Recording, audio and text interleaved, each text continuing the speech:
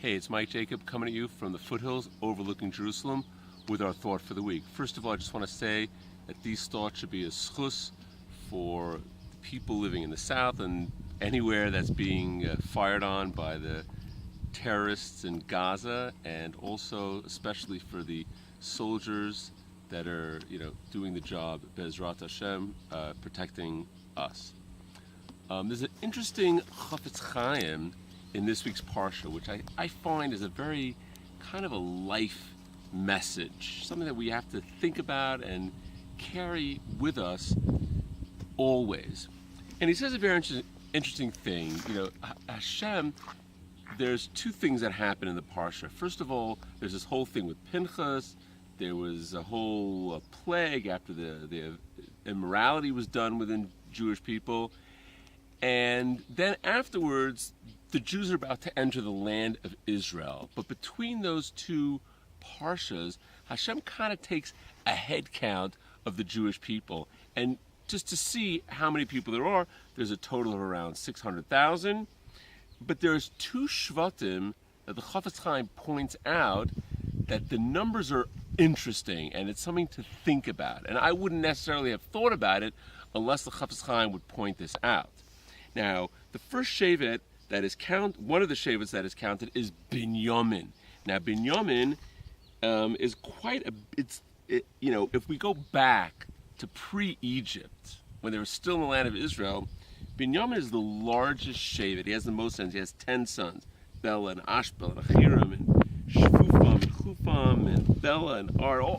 He has 10 sons. He has a big Shevet. That's Binyamin, if we go all the way back. And the smallest Shevet is who? Is Dan. And how many kids does Dan have? Dan has one kid.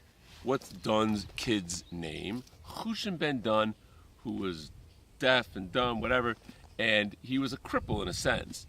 Chushim ben Dan. So that's what he points out. The first thing is that if you look at Binyamin, he has 10 sons.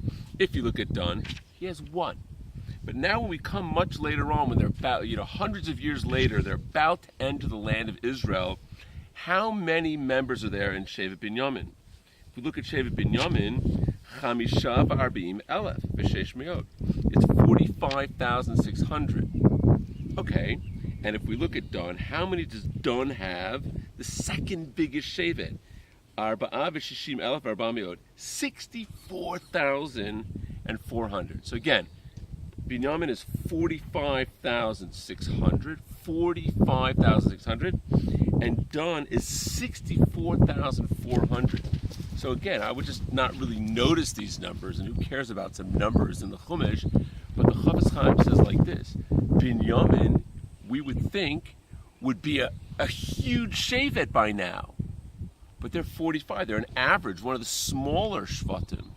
And the biggest Shevet, the second biggest Shevet, and they were even the army of the Jewish people, was Dan. 64,000 people.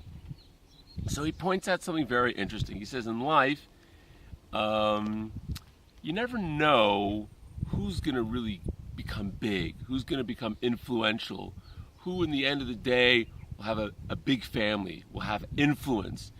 And it really comes down to, and a person has to really think about it, what am I doing to really further the cause of the Jewish people, to build the Jewish people? Like, I know, and it really depends on our mitzvah observance, our commitment to Torah, and we just never really know what we do, what that's going to have that influence, that's going to have that impact on future generations.